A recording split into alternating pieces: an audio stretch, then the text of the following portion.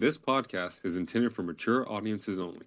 Listener discretion is advised, as the content may include strong language, adult themes, and topics not suitable for younger listeners. This podcast has no affiliation with any sports leagues or sports programs discussed on the show. The views expressed are those of the host and the guest, and do not necessarily reflect the views of any affiliated organizations. Enjoy the show.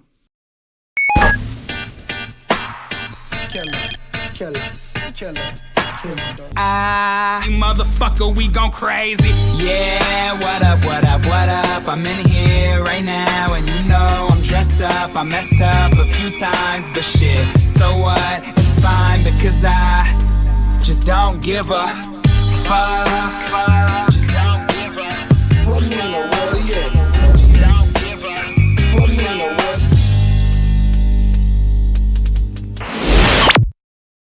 All right, guys, welcome. It is episode 3. Yeah. 3, and it is September 13th. We are hoping y'all are having a great Saturday morning. We have a excellent slate of games. We have a great slate of games on Sunday. Ooh, NFL yeah. was exciting this week. That Ravens game, Yeah. I think, honestly, in week 1, possibly game of the year. Jay, didn't one of our friends or someone we know who's really handsome like make a ton of money off that Bills game with an incredible bet? I think we're not friends with anyone like that attractive. Like, I don't know Matthew McConaughey. I Dude's don't. an attractive guy. I don't. Young Gravy's a dog. Like, he hounds with the ladies. I don't see the I attractiveness. don't know. Like I don't know that he won any bets.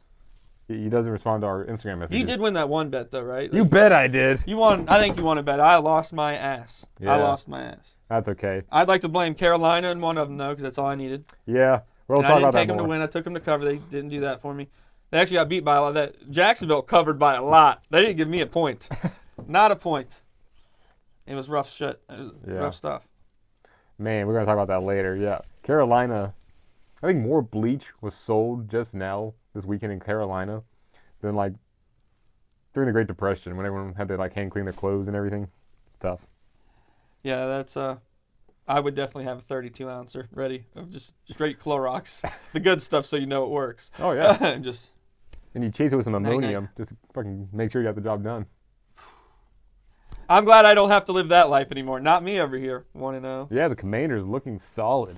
1-0. It feels good. Feels good. We made Russ almost lose his job in 1 week. That's crazy. Our defensive line is a lot improved since last year. Our defense was a sore spot. We had to rely on Jaden to score us points to keep us in games. And honestly, Jaden had a few mistakes. He overthrew on a couple passes, but I think it's a solid win. We won by more than a touchdown. We covered. It was a good day to be a Commanders fan and or a Commanders supporter via bets. Yes, definitely. Thank you. Teams you can rely on to cover spreads are more valuable than gold or your firstborn child. And honestly, the sportsbook the past 2 weeks have been cashing in because against the spread, the underdogs have been covering. Mm-hmm. Only a slight favorite when the home is the favorite was winning. I think barely 1%. Like 49% was covering it when they were the underdog away. Oh, yeah, big time. And the unders were getting absolutely murdered. 2 or 3 games this week, if you'd have chose those on a parlay, you could have made some money because they actually destroyed their overs, like the Ravens-Bills game going into 80 points. But that was also happening in college, too. Yeah, there People was are just allergic to scoring this year. Oregon put up 73 points, which they covered, and some on the spread themselves, on the over-under on total points themselves. They 80 and 77 were Oregon's. That's crazy. But honestly, we're all about to turn it around. People are going to start getting their schemes learned this week in the NFL. They're going to have a little bit more fluency in it, maybe a little bit more play calls to go to, a little bit braver, a little bit deeper in the playbook. And I'm sure some starters are going to get benched. Starters, that's going to help. That suck, you don't have to trust them anymore. So I think there's going to be some solid bets coming into this weekend. I think there's some live money out there. All right, lots of money to be had, and we're going to show you how to find it. Absolutely. We have the normal segments today. We have Parlay Sports News Network. Hear me out. What else we got? Oh, we got our water cooler where we're going to shoot the breeze, talk some shit. You know how it goes. We may have something special. We may not. It's whatever I feel like doing. You never tell. And What's Up West Virginia? Oh, a classic favorite. We have some fan comments on the state of the 2 D1 programs in West Virginia right now. How they're feeling after 2 weeks. Is it positive? Is it negative? Or is everyone showing one thing? Passion. That's passion for our programs. That's something you get out of a West Virginia fan. Absolutely. One way or another, you will get a strong opinion. Yeah, and it's all out of love. And we're going to hear those opinions during What's Up West Virginia. Other than that, we have a pretty fun episode planned for you guys. A lot of jokes. We're going to cover everything, like you said, in water cooler, sports news happening, pop culture. So stick around, guys. We have water cooler coming up next.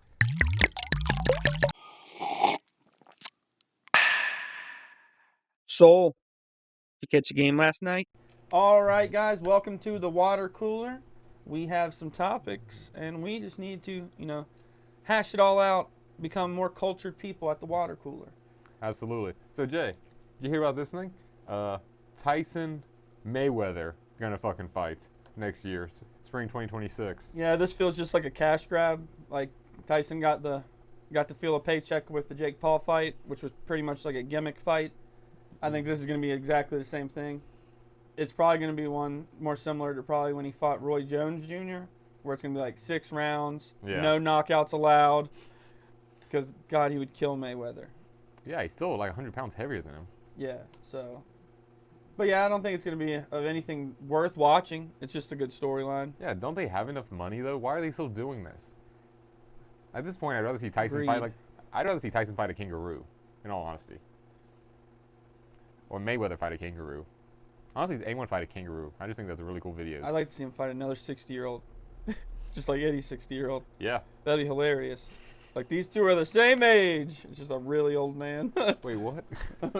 Just gets But floored. Tyson's going to be higher than shit the entire time. It doesn't even matter. He's going to be smoking bleezies the whole time. And he knows that Mayweather's not going to do anything to hurt him. He couldn't. God. I mean, he did sleep one of the Pauls and hold him up during that one round where he accidentally knocked him out when he wasn't supposed to. Oh, Logan. Yeah. Other than that, didn't they say he thought he won? Logan did. I know. Yeah, besides the knockout. I was getting knocked the fuck out. So what else do we got? Oh, yeah, I put this one on here, Tommy. Did y'all get beat by Mario? The owner of the Jags. Shad Khan. Ahmad Khan. I still haven't nailed it yet. It's one of those names. Shaka Khan? No, that's a singer, I think. Yeah. Shad Khan, we'll go with that. Sean Connery? Back from the Looks dead? Wildly like Mario without his hat. I see that. He's got a little mustache. He's short and round. And he said that this feeling that they're feeling is forever. Is that how he said it? Oh, yeah, it was hilarious. It was a great video. Well, see, I like that. At least that's an owner that cares. Fucking temper. Isn't that crazy that they're so excited about beating you that video was made? Well, yeah, they beat the Super Bowl winners this year. I mean, that's massive. Well, I mean, the Commanders game went similar. We beat someone so bad that they had to think about starting Russell Wilson next week. Yeah. On week 2. I think the Commanders' defensive line was just nasty. We can't put that on Russ. Russ sucks on his own. They were, yeah. Russ sucks on his own. You got to let him. He couldn't throw the ball to show he sucked because we were, attacking him. Mike McDaniel. Did you see what Rex has said to Mr. on live television? Every time I see a picture of Mike McDaniel, I honestly, my first instinct is it's Nick Kroll. It does kind of look like Nick Kroll with glasses on. Okay, Dolphins. Today we're good. I don't do a good Nick Kroll. So Okay. Rex Ryan said, McGenius guy or whatever the hell he is, nerd boy. Their team has no respect for their coach. They play like that. They're soft. Every part of their football team. And everyone's kind of talking about whether this comment is, right or wrong. I'm going to ask you, Tommy, does this make the Dolphins a team that's going to play like they've been shit-talked in the media? And, are they worth betting on this week? Maybe an upset. I hope so. Honestly, yeah, everyone was sucking McDaniel's dick when he was fucking winning games. They were saying he's the new face of the NFL. Like, look at these young guys coming in, changing. Look at him. He wears a hoodie and jeans on the sideline. He's not like your dad's coach.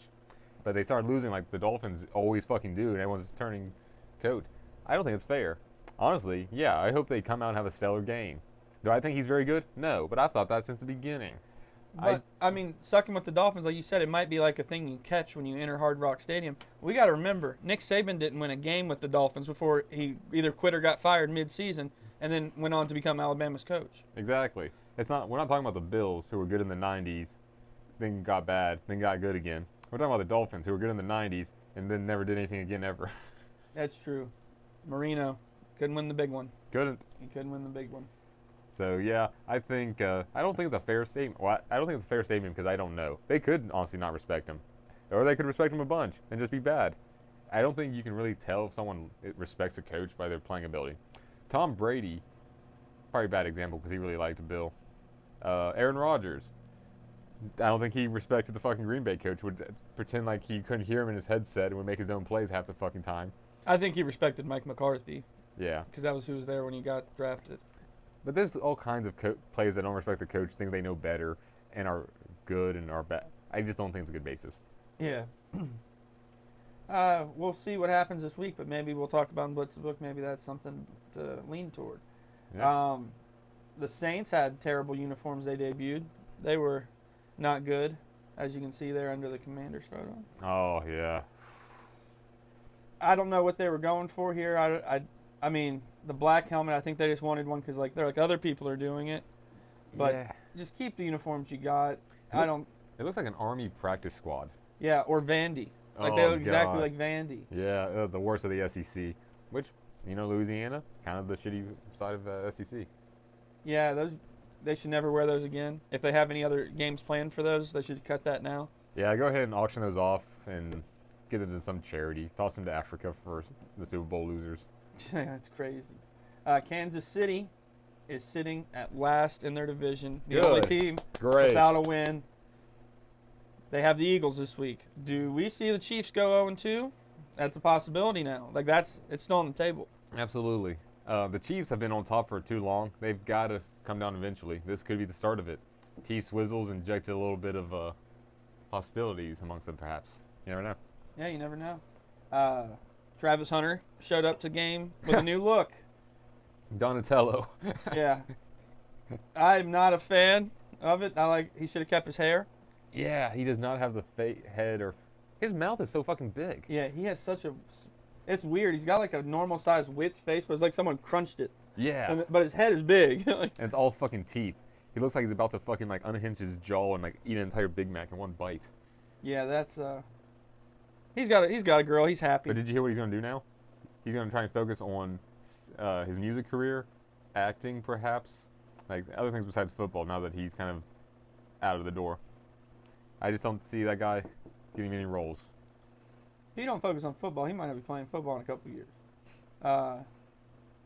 Yeah, he needs to focus on football.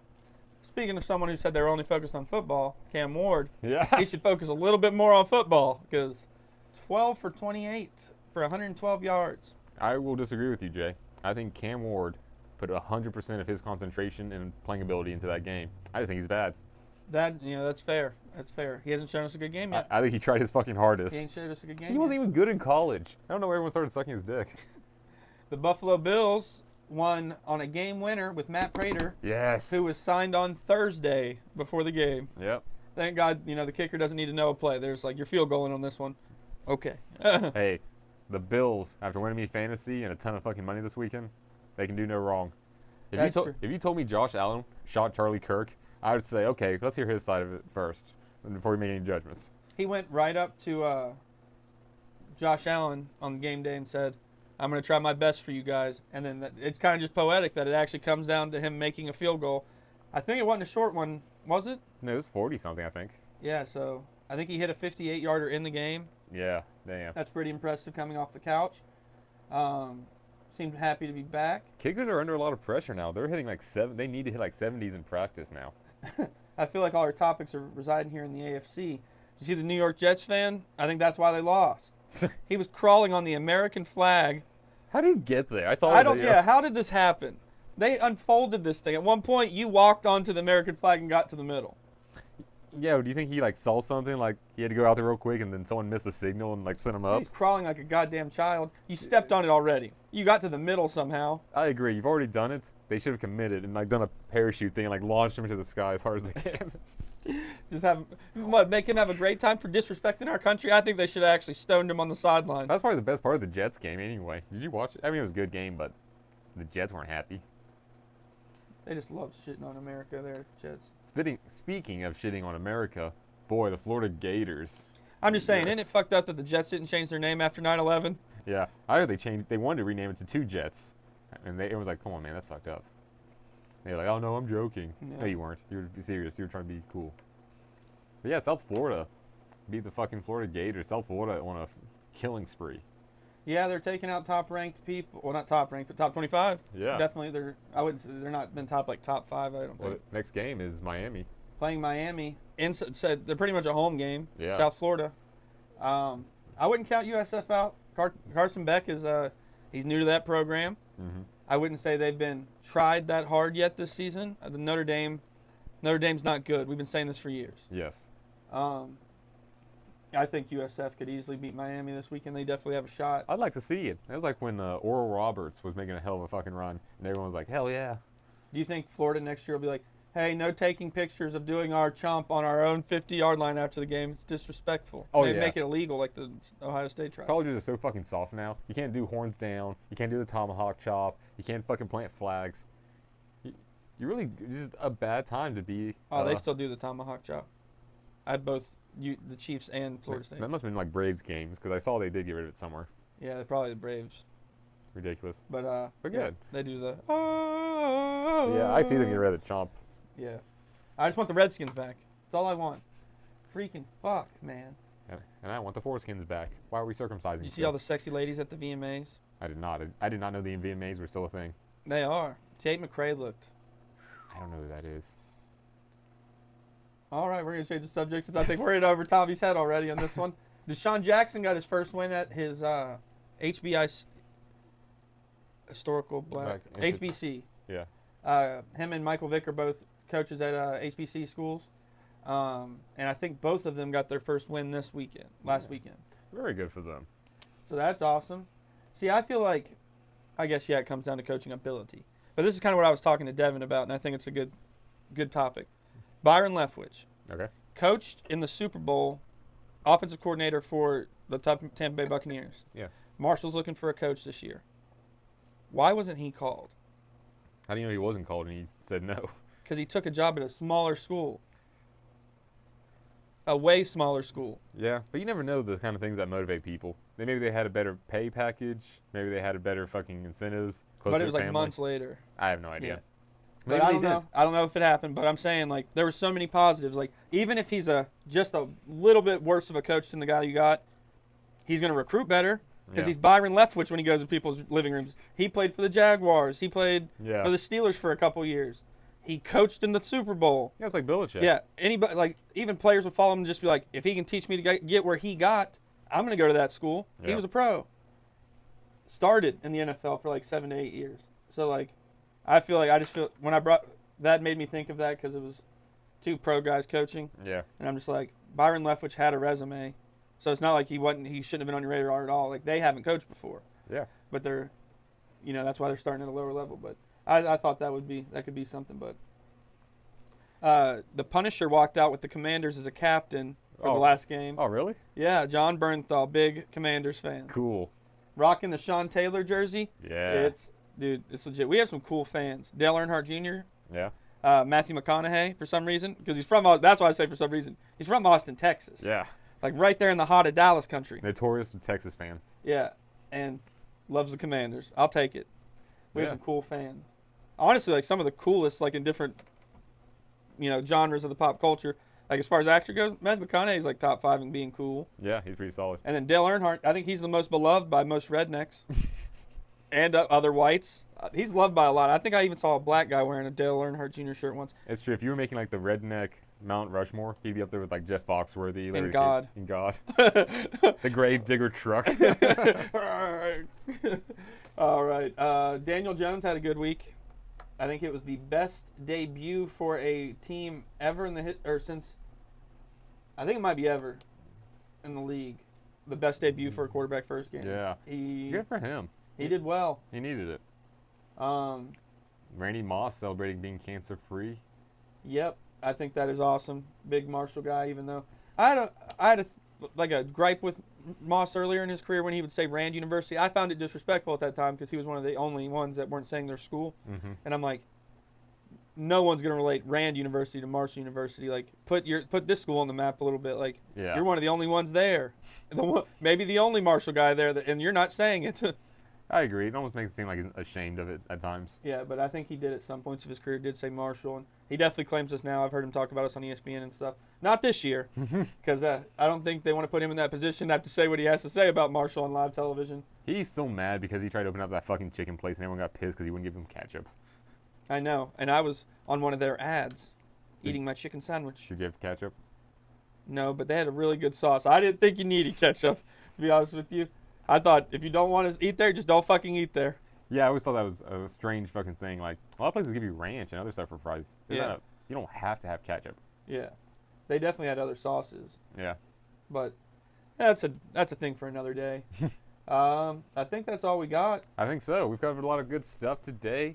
We got some more stuff still in the episode left to come. Stick around. None of these media machines will cover my state. And I just want to know, what's up, West Virginia?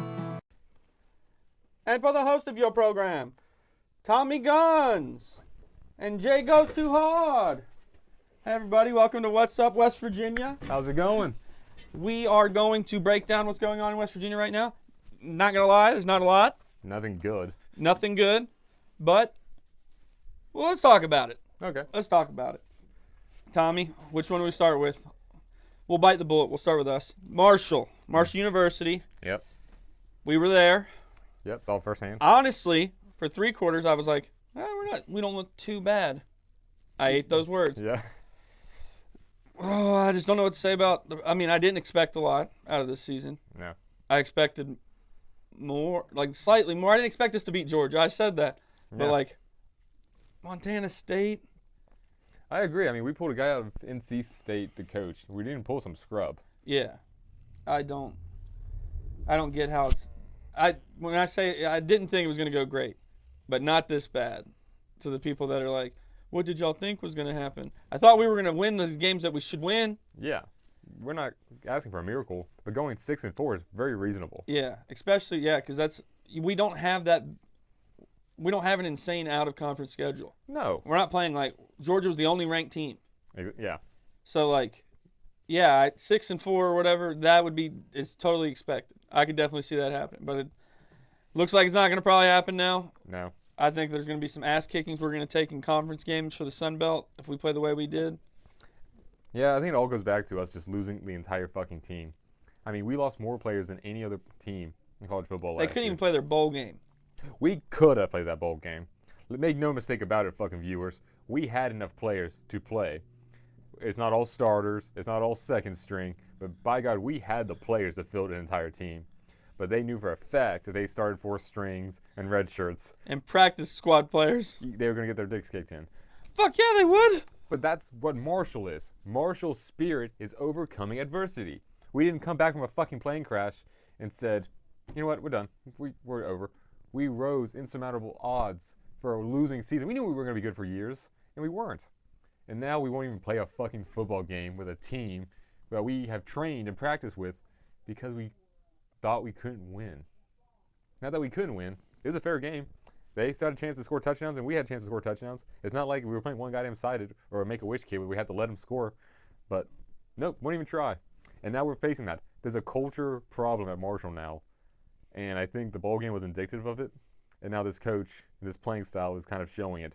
That I don't know, they don't got the dog in them. I'm glad we didn't play. I didn't want to see that on national television. Just a butt raping. Just getting raped in the butt. No one wants to see a televised rape. No. No one. I can't even think of There's no joke. I can't even think of like a bad joke to put with that. No one wants to see a public rape. We're going to move on to WVU. Oh God, a second public rape. Oh God. They lost to Ohio. Honestly, I forgot to mention this. I think Marshall got a little bit of what it deserved No, yeah. after playing the WVU loss on the big board cheering. Oh yeah. If you were at that Marshall game and in the fourth quarter they're showing the WVU loss and you started cheering for that loss, fuck you. Come on, I get that you've been little brothered for so long. I used to be mad myself. But we're trying to fight for West Virginia athletics here, and right now it looks real bad for both of you guys. Both. Yeah. At least Ohio won the MAC. Yeah. We lost to a MAC team Yeah, like the that fourth didn't or win the fifth. MAC. Yeah. So Marshall, let's not throw anything in a glass house. Yes, no shit. Is WVU losing suddenly make Marshall start playing better? That's news to me. I didn't think it had any fucking thing to do with our game. Yeah, But and I guess heard, it does. And there's some like fat idiot that wears a green fro. I don't know. Maybe you can find him next game. Oh Big yeah. fat moron Has a who little literally green turns jacket. around when we're winning our game and says, I would rather see any day WVU lose over us win. Get the fuck out of here. Then you're not a Marshall fan. You're just a WVU hater. No kidding. I bet if you go back to that guy's car, it has like an Ohio State license plate. Yeah, it sounds just bad. Like a Piece of shit. Yeah, he's a bad person, and I hope he burns in hell. So, yes, we're going to move on to WVU taking a loss in Athens, Ohio. Not far from Huntington. I've been there before. Nice stadium. It's all right for a small school. Where do we start with this, Tommy? Like, I didn't expect it. I took them to cover 7. Yeah, I didn't take 7, but I definitely thought, because it's Ohio. It's the MAC school. It's not even the best Ohio team in Ohio. WVU looked really good. They won. They covered the spread the week before. But, man, that quarterback was too much for them. And I don't know. West Virginia just didn't look good. Did not look good. It did not. And after that performance, Rich Rod has been non-committal on who's the starting quarterback for next week. So there will be some change. I just don't know if it was just the quarterback, though. Name a more iconic duo than West Virginia State School or West Virginia schools and not knowing who their fucking quarterback is. Yeah. At the tale's oldest time. Yeah. I mean, I knew who they were in the past. Gino, Will Greer. He was even not good. Yeah. Will Greer. Pat White. Major Harris is a quarterback. Yeah, I'll take Cole fucking Pennington. Yeah, I don't know why they let Cole leave at Marshall for what just happened. Like, he couldn't have been worse. I saw him throw a touchdown last year. Yeah. Not seen many thrown for this year. Probably he wanted to leave. Yeah. Trying to get some NIL money that's non-existent for him. Yeah, that's when he's going to like a D2 school. Yeah, that's what happened. Nowhere. Fucking nothing burger. West Virginia State won, avenged their first loss of the season, so that's great. That's a winning West Virginia team right there. Yeah. UC and all them, I hope they're doing well. Absolutely. We didn't get a chance to check them out this week. We were busy tailgating. But if you're an alumni, saw the games, watched them, went to them, comment down below. How'd that experience go? Yeah, just sharing the camaraderie of West Virginia celebration. All right, and then you've heard our opinions on Marshall and WVU. After this segment, you're going to get to hear some fans from around the state and a little bit further. We've gotten some alumni and stuff that sent in their thoughts on both programs after 2 games. And honestly, you hear what you expect, some bad expectations. They didn't expect this to happen. Yeah. You see some good expectations were strong and still following the plan, that they're doing okay. One thing both of those sides have in common, passion for West Virginia. Definitely. We got a lot of passionate fans here in West Virginia. That's why athletes should come here, because you're instantly beloved by a whole state without doing anything. You will have to perform to keep that. Yeah. But, like, from day one, you give us an athlete, like, oh, superstar, yeah. you're beloved here. So that's just something we offer as fans here, and I think you can see that in the comments made after this. Mm-hmm. But give that a listen, guys. It's coming right now. Listen. Hear me out. So, hear me out. We all like when people score in games. It's awesome. Scoring is one of the greatest dopamine rushes you can feel. Your team just made points. You're winning. This is fantastic. This is why you showed the fuck up to the game, to see scores. I like soccer. Love it a lot. But seeing ties 0-0 is awful. No one likes watching a score. I guess for some people, a scoreless baseball game is exciting. No, it's not. You're wrong. But people love scoring. Whether in sports, life, sex, no matter what it is, when you score, it's great. So tell me, why is it in sports you see teams in the last few seconds, minutes of games, run the clock out? They stop playing. They've accepted the game's over. We've won. That's it. Go home. It's over. What are you doing? Leave. But I don't think that's right. There needs to be an incentive. Hear me out. We need reasons for teams to score as many points as possible in games. We should be encouraging players to play their best and score a bazillion fucking points on their opponents anytime they get the chance. There shouldn't be mercy rules. There shouldn't be running clock out plays, kneeling the ball. Ridiculous. You should be forced to play the game to your fullest extent possible. Score as many points as possible. And honestly, have some kind of incentive for it. Have at the end of the year, whoever scored the most points, season total, maybe they get a better draft spot. Maybe they get home field advantage on some games. Maybe they get a coupon off at the fucking local Dave & Buster's. I don't know. Figure it out. I don't work for the companies. That shouldn't have to be my job. I tell jokes. I can tell you jokes. The joke is that you're not scoring enough fucking points. God damn it, I'm tired of missing overs because you're up with 6 points and it would kill your goddamn asses to kick a field goal. Give that guy extra points, stats. Why not have the kicker go out in practice? You don't have to lose games. You don't have to miss the overs. Stop it. Score as many points as possible and quit fucking pussyfooting around. I've made my peace. All right, guys.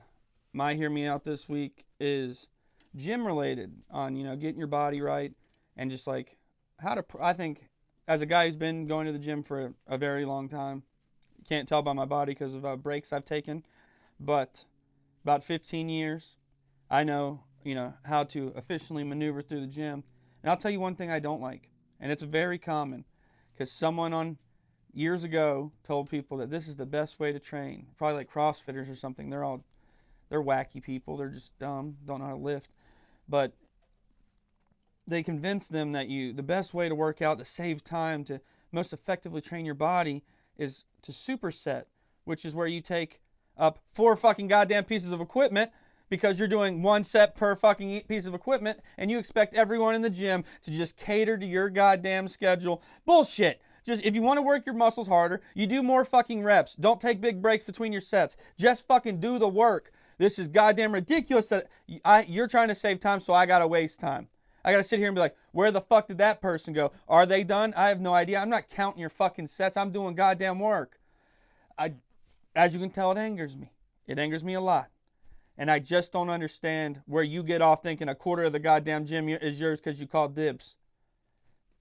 And, a lot of women do it. I can't do nothing about that. I'm not going to even go say nothing to her. Because then I'm going to get called, anti-feminist guy or something like that. I don't get it. So there's nothing I can do there. And what? Am I supposed to just get tossed out of my own gym for fighting some jabron? Some jabron? No, I don't think so. I can't get kicked out of church. The Iron City. You know what I'm saying? I can't do that. Then I can't work out. So all I'm saying is if you're an aspiring lifter, then don't superset or you're pissing off a lot of people. A lot of people. Me. You're pissing off me.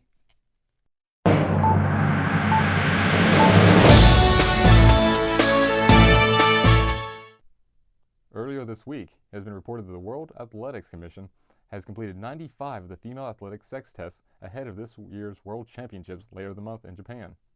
The screening, of course, took longer than they were expecting when the assigned doctor to the test was actually mistaken for a random guy going down the street wearing a female body inspector shirt. The U.S. Patent Office denied Jordan Hudson's attempts to trademark Bill Belichick's catchphrases like, do your job, ignore the noise, no days off, and the Billustrator. The U.S. Patent Office responded with a billustration of their own. Tiananmen Square denier LeBron James has written a recent op-ed piece for the Chinese state media as the NBA aims to rebuild their Chinese relationships through the player. LeBron, who has said that the sport of basketball is more than a sport. It's also a lot like a bridge that connects people. Chinese President Xi actually agrees with this sentiment, saying that basketball is also a lot like politics, saying that if the Cavaliers had actually put on some tariffs on Miami, maybe they would have a few more rings. The Seattle Seahawks have announced they are using undercover cops at their games wearing opposing teams' jerseys. The plan is to identify and remove unruly fans who violate the stadium's code of conduct policy that covers fan behavior like harassment, intoxication, disruptions, throwing objects, or abusive language. I, on the other hand, think the reason is an excuse for the Seattle Police Department to not have to wear the Seahawks merchandise in front of people. In exciting international news, the United States rolls to win its 5th straight Walker Cup title. This comes after team champ Bryson DeChambeau reportedly gave a motivational speech the Saturday night before the final round. Bryson told them that with the right dedication and without the right kind of practice, they could end up worse than him. The Eagles' Jalen Carter was fined $57,221 for spitting on Dak Prescott. Jalen should have taken some advice from the porn stars that swallowing has always been the safer career move. I'm sure somewhere out there is a porn veteran that's whispering, rookie mistake. And the hits keep coming as NFL superstar Tyreek Hill has been accused again of domestic violence by his estranged wife. In Tyreek's defense, Dolphins defensive coordinator Anthony Weaver has told the judge, there's absolutely no way in hell any Dolphins player was beating anyone this year. In a 3-part series called House of Dysfunction, reporter Tyler Dunn claims some Bears sources think Caleb Williams might have dyslexia. That doesn't surprise me after watching his performance on the field over the past few years. He plays like someone that struggles to even read The Cat in the Hat. To help, Caleb has partnered with the Accelerated Reader program. Not for literacy, but for the free Pizza Hut coupons. At this rate, he'll need them to eat when Chicago is done with him. I think Marshall is doing just fine this year with a new coach, new season, a new team. I think altogether, we just need to keep our heads up and hope high. Go Herd. Quick way to sum up how I'm feeling about the Marshall season so far would be disappointment. I've been really looking forward to what Coach Gibson has to offer and what he's going to put out there on the field, but so far the players, maybe it's a mix of players and coaches, I don't know, but they're just not making it happen. I was really disappointed in the last game, especially to be there in person and to lose 21-20. It was a hard to watch game for sure. I'm looking forward to Saturday and seeing what Marshall can do next. I guess we'll see. Hey, Chris Patrick here. Long-time listener, first-time caller. And, as a Mountaineer fan, what the fuck? You know? Like, what's going on? What's going on? First half against Robert Morris or whatever they're called, you know what I mean? We looked like shit. Came out the second half swinging. So I got my hopes up, you know?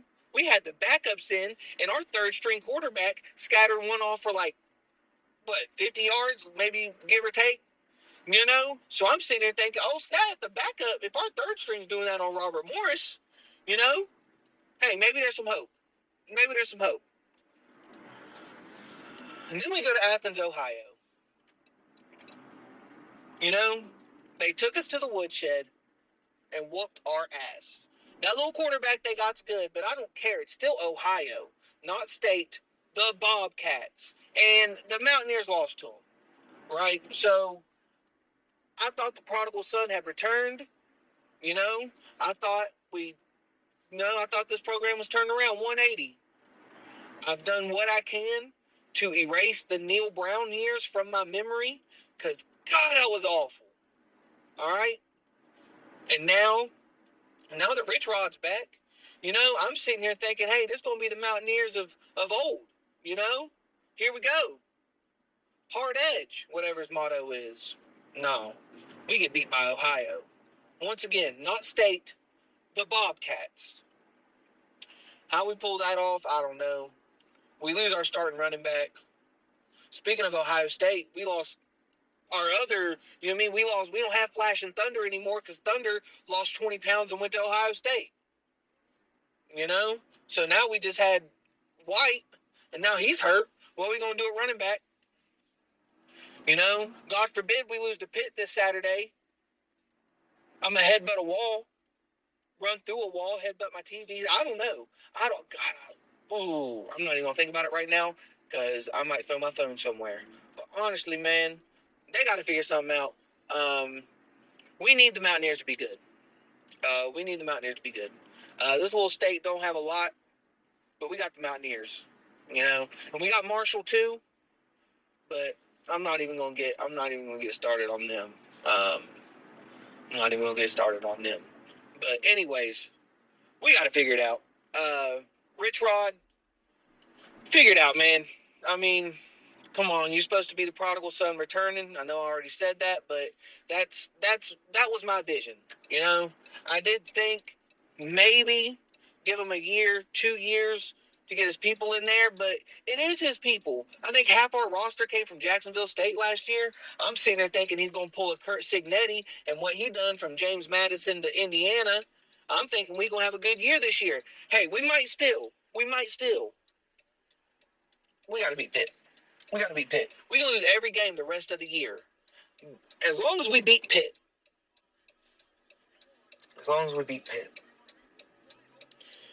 Well, thanks for coming to my TED Talk. Eat shit, Pitt. For the Marshall football team this year, I'm just not sure what the fans and the faithful expectations were. I mean, did people think we were going to win the Sun Belt again with a whole new staff, whole new team?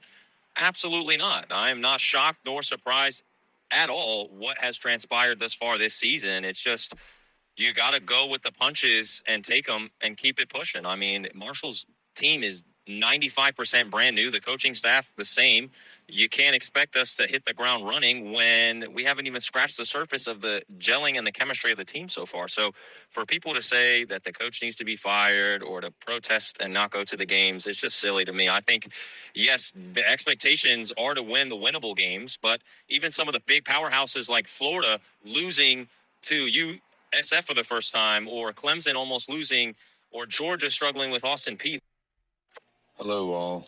Devin Cremines here, Marshall alumni, avid Marshall fan. So I just wanted to kind of give my take on Marshall football right now and where this football team stands, in my opinion. Going into Georgia, you don't really expect a whole lot. Georgia looked like a powerhouse, and they were. Definitely could win a national championship this year by all means. So I didn't expect Marshall to come in there and beat them. I honestly, the thoughts there based off of them winning in years past against schools like Kansas State and Notre Dame and whatnot. But the opportunity for that to happen comes far and few from in between. So, coming home, you expect Marshall to beat Missouri State. They don't. They're missing 23-yard field goals, making odd play calls. 3rd and 1, we're throwing the ball. Don't get it. Best case scenario, Marshall holds its own in non-conference games, but that hasn't looked good so far. They take advantage of the home games. That hasn't looked good so far. And they're competitive in the Sun Belt going forward, which, we hope. Realistically, they're having early growing pains, losses. But hopefully they can stabilize come mid-season. And we'd like to have another bowl appearance. Maybe not as dominant of an appearance as the game would have been against Army last season, but as long as we can kind of emerge going forward and start winning some games, we'll be all right. But it's a young team. Obviously, they got depth issues. Too many players lost to the transfer portal. They're trying to rebuild an offense, building, from quarterback to O-line to receivers. We can definitely see that there are chemistry and consistency issues. So it might be a rough season, but we're holding on, hoping for the best. Still going to root for the Herd. Go Herd. Oh, the legs you will lose. A parlay or die story. You'll bet on all days with pride and with flair, thinking of every leg, have tons of picks to share. With confidence strong as you load up your slip, 1 leg, 2 legs, not one you can skip. You blame God when your parlays go astray, a sheet that was filled with upsets to my personal dismay. I just need a win because my ass is getting sore. Please another touchdown, please, just one more. You'll chase the over while teasing the spread. You're hoping for check marks, not X's in red. You'll shout at the refs. You'll curse the whole time. Late hits, bad calls. I swear this'll ruin my line.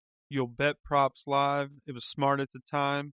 From Danny Warbucks to poverty, I had riches on my mind. At halftime, you'll doubt every decision you've made. Quickly your thoughts switch to the next game as delusions of grandeur with all the bets I have laid. Then comes the collapse, the horror, the blues. I was 1 leg away and couldn't afford to lose. Your screen will flash final with all props not covered. You're crying on the phone. Can I please speak to my mother? You bet your rent with no one to blame. It's rigged. It's cursed. It's all fucking lame. But wait, there's a game day. Another opportunity arises. Let's forget about yesterday. Just look at the prizes. Oh, the legs you will lose, but the chase you'll adore.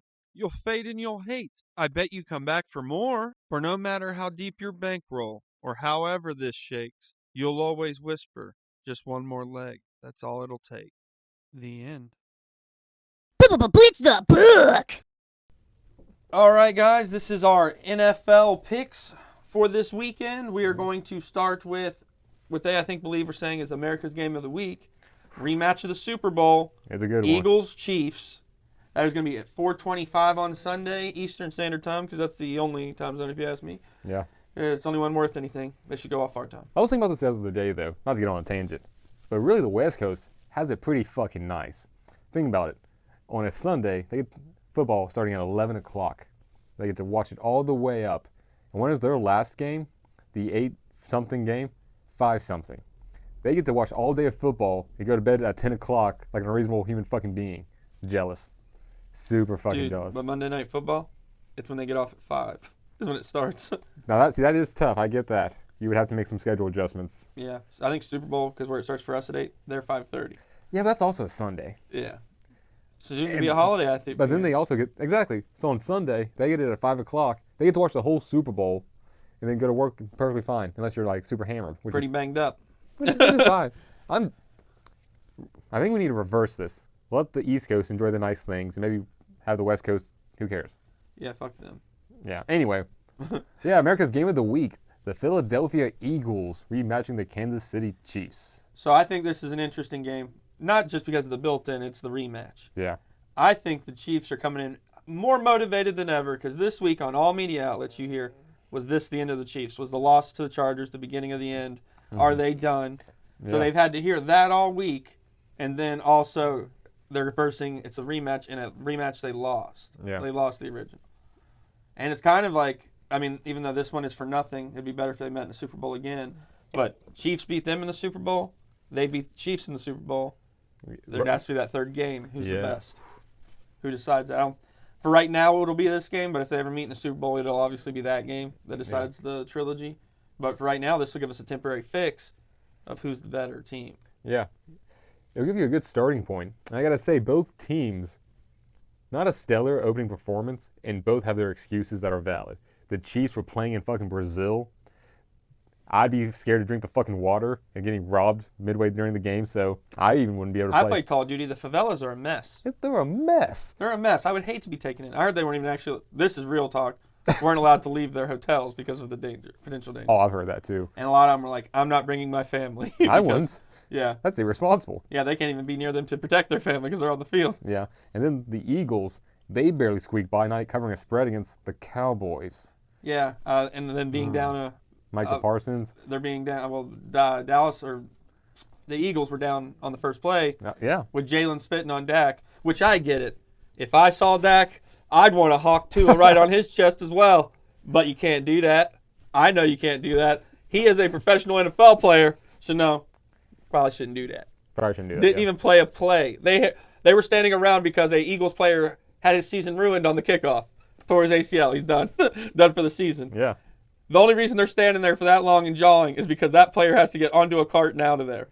Yep. If that player doesn't get injured, ruin his season, ruin Jalen's for opening season because he wouldn't have been doing that. I think it's all the guy who tore his ACL's fault. I can see where that's fair. I can see that. But regardless, the Eagles really didn't have that good of an opening show. I really thought they were going to cover at home against a weekend Cowboys. I mean, every year that they have Jerry Jones, they get worse. So the Chiefs could easily, especially with their recent engagement power-up, the power of the T-Swizzle, may be enough to edge them out, push them over. I think they're going to come in hell of motivated. Pat, I think also people have been kind of like, and that shitting on have they lost a step? They did lose Xavier Worthy very early in that game. Yeah. I don't think that's a deciding factor in that game, though.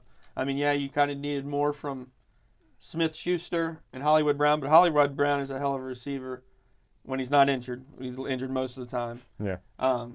Cousin of AB. Not many people talk about that anymore because of AB's. But, cousin of AB, and that family shows that they have wide receiver traits. Hopefully he doesn't have the other traits, like hearing voices and, fucking Tom Brady's ex-wife. I don't know what happened. But Hollywood Brown has promise. Like I said, we just hope he doesn't end up like Antonio. Man, the Chiefs and mental illness, and they just go together like peanut butter and jelly. It's weird. But I think that's what we got from this game.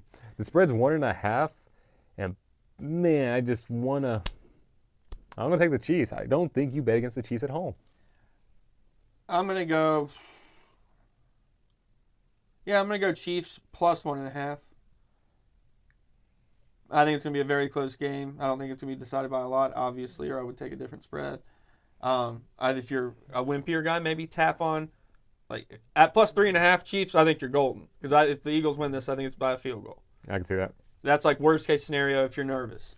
I would take Chiefs plus 1.5 here. I think they're probably the best team that's being shit on right now. And I think that they're going to look to try to prove something to themselves and to the doubters. Andy Reid's a hell of a coach. I think they're going to do pretty well. I'm going Chiefs here plus 1.5. Are you going? I'm going Chiefs money line. Money line. Would you make the lock 1.5? Since that is part of us both agreeing. Let's lock it 1.5. Lock 1.5. Tommy is going money line on personal bets, but the show's bet lock is Kansas City Chiefs plus 1.5. I like it. All right, we're going on to the next game. Ooh, interesting matchup. For the next game, we have the Dirty Birds of Atlanta going up to Minnesota. Skol. They love Skol up there. They're not Copenhagen guys. Interesting. Yeah, they say Skol everywhere, like Skol Vikings or whatever. Oh, yeah. Yeah, they just love fucking dip up there. Redneck. Do not care for dip myself. Redneck. Man, me neither. Makes me want to barf. I know. I did it on the school bus once because kids said it was cool, and I barfed. Barfed good. I ate like 3 or 4 packs of it, and I never felt any buzz. Made me sick. Sick to my stomach. That wasn't fun. Why do the people do this? All right, but yeah, we have the Skull-loving Vikings.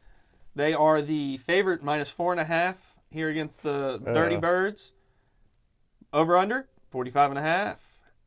Plus 175 money line on the Falcons, and the Vikings minus 210. So we've seen the Vikings now play, Tommy, on Monday Night Football. Yep. We'd seen the Atlanta play and take a loss on Sunday in a semi-close game. Yeah. Michael Penix diving for like 5 yards like he's Michael Jordan in Space Jam. So what do you, after all we've seen today, we have now stats and some game tape here. Yep. How do you see this one going? How do you see it playing out? This one's interesting because I definitely think the Falcons have a better quarterback. I think Michael Penix Jr. is just a little bit better than McCarthy. But I think McCarthy has better players around him, better support. Oh, yeah, that's facts. So really, I think it's going to be a high-scoring game. I'm going to take the over, 45.5. I think they cover. That's what my take on this game is. 4.5. I want to take the Falcons. I honestly think Falcons plus 4.5, but I'm not sold on it because they are playing in Minnesota. And God, that cold. I know it's September, but Falcons do not travel. Dome. Yeah, they don't travel well. The Falcons do not travel. So I'm taking the over 45.5. That's where I feel safest, and that's where I'm putting my money. I'm going to go with kind of that bet you mentioned that you weren't going to pull the trigger. I'm going to pull that trigger. Plus 4.5 Falcons. I thought J.J. McCarthy had one good quarter in the Bears game, although it being the last, and you hope that streak continues from there. We do know that the first 3 quarters is a possible state of J.J. that you could get in a game now, and it was really bad. Yeah, he could stay there. Could stay there. Well, we don't know if the fourth quarter is the new regular or if that was just he was on his game for a quarter. Yeah. And then it goes away. So we've seen a little bit more of Michael Penix. So I'm gonna, if he gets, his number one receiver was his running back in the last game, that's never good news. Yeah. He has Drake London, who's a solid receiver. If he can get him involved early and get any kind of help from like Ray McLeod and some of his other receivers, I think Penix can. He threw for double of what J.J. McCarthy did. Yeah. Yeah, I'm gonna go Falcons to cover here because I think it's safe. I wouldn't go money line because I could see some like 1 or 2 point bullshit at the end, field goal winner. Oh fuck yeah, a fumble on the 1 yard line. At plus 4.5, if you're covered, that covers you the field goal at the end. That's money. I would say, yeah, all day 4.5 plus 4.5. Solid. All right, so Tommy's going over 45.5, and I'm going plus 4.5 for the Atlanta Falcons. All right, Tommy, we got the Battle of the Ponies. The Battle of the Ponies right here. We have both teams had Peyton Manning as well. Is this the Peyton Manning Bowl? It might be. Who does Peyton's spirit live on in? And I think both teams would argue for themselves on where Peyton really retired. Yeah. Yeah, they are. I remember Peyton having a shit season with the Broncos before his Super Bowl. I think here we have a good game on our hands at 4 o'clock. Denver Broncos versus Indianapolis Colts. We didn't mention it. Spreads opening at 3.5. That's where it's staying. Over under 44.5. Jay, continue. Sorry. Yeah, Denver Broncos slight favorite there, minus 135. Not bad. Colts plus 115. The matchup predictor seeing it pretty much even, 47-52 toward the Colts because they're the home team. I think would be that 3% difference. Honestly, Tommy, did the Broncos impress you last week? Because I was not. I like Bo Nix. I'm a Bo lever, as they say. He's an Oregon guy. He put up a good season, went to the playoffs as a rookie. I was not impressed with his output on Sunday. I wasn't either. 2 interceptions for 1 touchdown, 25 for 40. Man, that's a lot of bad passes. And 25, and you didn't even crack 200 yards. So they were short passes that you were getting off. See, that's the problem. They've got Sutton over there, who's a fine receiver, but you got to actually get the ball to him. Whereas Daniel Jones, his best player is Jonathan Taylor, the running back. So he's got a little bit of extra variety, I think, in the team. But Daniel Jones, my God, coming from the Giants, I have PTSD. I'm not going to fucking bet on the Colts until they win at least 3 games. On this one, oh, fuck me. I'm going to take the Colts 3.5. That's exactly where I'm leaning as well. I think the Colts did great against Dolphins. You never know. Dolphins could be the dead fish in the water. But they beat them bad. 33-3. 3 points only letting up. Yep. Daniel Jones was actually looking pretty decent with the weapons he had. But the Colts defense lights out, only letting up a field goal all game. And the other team, Dolphins, couldn't get anything started. I think Tua had 3 picks. Yeah. Causing a lot of mayhem for Tua. Maybe even released the book on how to beat Tua. They said that, I guess, one of the Dolphins' defensive backs from last season is on the Colts. Oh. And was like, if you take away his first read, he panics and runs. Apparently that's all they did. Okay. And big problems for Tua. So maybe they released the book on Tua. Maybe his career's over in a couple games. You never know. He's also like one more hit to the dome away from being donkey brains for life. Oh, yeah. He needs a certificate verifying he has donkey brains, or I'm not going to believe it. Me neither. He's took one too many coconuts to the head. Oh, yeah. Fucking hollow. All right. But I'm going to agree with you here. Plus 3.5 to the home team. You're going to lock it down? We're going to lock it down. Oh, Lock yeah. it down. We're going Colts plus 3.5. We need a lock button. This is our Colts. This is our team. I'll never make. I think that video was solid, but at the end of the day, I was making fun of a slow person. So we're moving on. That was tough, Jay. That's tough. Well, Okay. It was in season 1. That existed in season 1. I do recall. Okay, returning to Pittsburgh, we have the Seattle Seahawks 0-1 versus Pittsburgh Steelers 1-0. Steelers slight favorite with -2.5. Over under set at 41.5. Jay, how are you feeling about 2, not quite the same level, but 2 veteran quarterbacks head to head? I think one impressed me with where he was at last weekend, and one did not impress me. Played like a Panther? Played like a Panther. And not like the Lion or the Viking he was last year. I think Sam Darnold extremely let me down. I expected more. I thought he looked a lot better for the Vikings, but I mean the weapons are different. Also, the play calls were a lot different. Yeah. Maybe he doesn't have quite the weaponry. I thought Jackson Smith-Njigba was his only receiver, it seems. 124 of Sam Darnold's 150 was to one receiver. Yeah. So, I mean, that kind of gives you the story on whose his weapon is and how defenses will know there's one person to cover and to shut him down. I think the Steelers have, even though they did not show it last week, normally they have a good defense. They were not home last weekend. That defense fucking was terrible. The Jets put up 32 on them, made them look like a fucking high-powered offense. Yeah. But you're right. You can't blame Aaron Rodgers for that one. You can't Son of a blame bitch put up 4 touchdowns. Yeah. I mean, he played like old Aaron Rodgers. Had a winning drive where they had a 60-yarder to win the game. That was a sweet kick. Was not expecting that. So, I mean, Metcalf looked good. I think the Steelers looked good. A lot better than I expected. Yeah. Because you didn't know which Aaron you were going to get. Jets Aaron that actually played after the injury, he was lackluster. He heated up maybe in the last 3 games. That meant nothing. Yeah. Because they weren't going to make the playoffs. So you didn't know what you were going to get. He kind of looked like old Aaron. He was moving a little bit. I think he even had a small run for 5 yards. I think I saw him fucking smile once. Yeah, he smiled, which is crazy. He must be on that acid or something. The ayahuasca. Oh God, I bet he's banging witches again. So on this one, I'm going with the impressive quarterback here to cover -2.5. I think that is extremely possible to a guy who did not impress me last week. I mean, the 49ers defense is good, but I think not that good. I think this is a lock. I think you definitely at home 2.5 just a field goal every day of the week. I think that's a lock. Absolutely. We're going to go lock on Pittsburgh Steelers to cover -2.5. Next game, we have team we just spoke about at the end there, San Francisco versus the Saints. Dude, I think you would think this is easy. It should be easy. Spencer Rattler threw for damn near barely over 50%. 46 passes thrown in that game. Yeah. The dude is butt. He is just not good at quarterback. He is an ass. Mm-hmm. And then with that being said, 49ers should win this game. They are plagued with injuries again. They are getting fucked up by the injury bug. They have McCaffrey. They're out Purdy, and George Kittle's going to be out weeks. He is on actually the short-term IR. Not good news for them for the guy who's the number 3 in receiving yards in their whole franchise history. Yeah.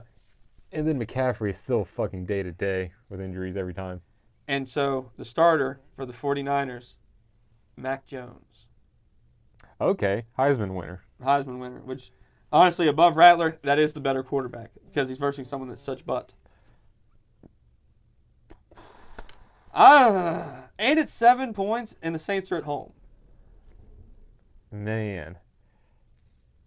But with the Saints, you have such an over-the-hill fucking team. Alvin. The Saints had to go sign or the 49ers had to go sign a receiver this week, so they had enough.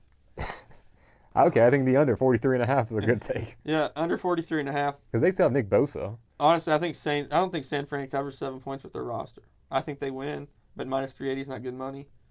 No, this is definitely a parlay. Just tack in. Yeah, maybe take 49ers to money line. If you're a risky guy, I would never bet on Spencer Rattler, but plus 290 on a 49ers that's this fucked up, it could happen. Okay, take the 49ers defense to score a touchdown. I can see that. I could see that. Maybe McCaffrey gets his first touchdown because he's all they have left.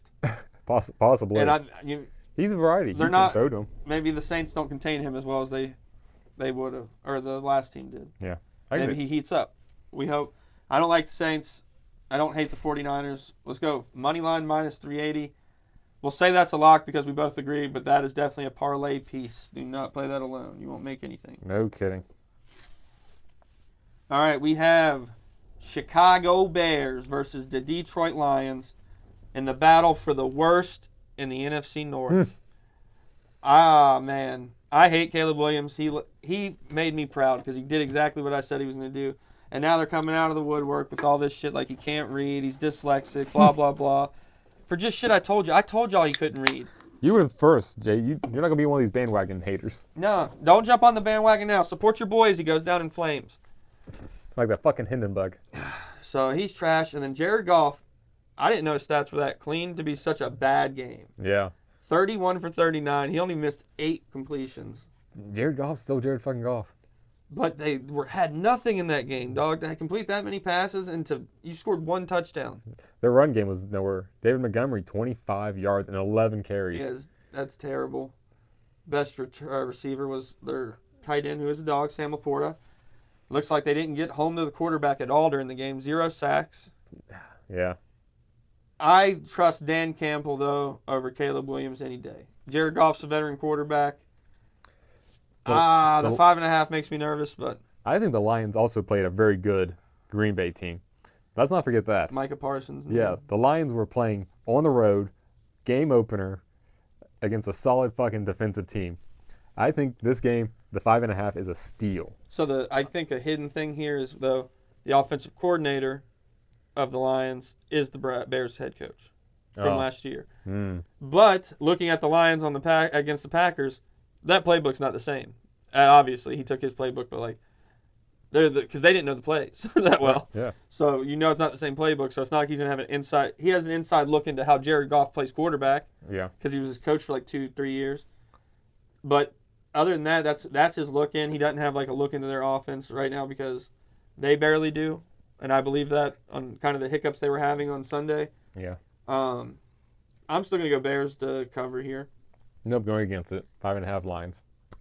Oh, no, wait, that's what I meant. Lions to cover? Yeah, Lions to cover. I fucked up. I said I would never bet on Caleb Williams. I won't do it. There you go. Do it. Lions cover 5.5. Locking it up.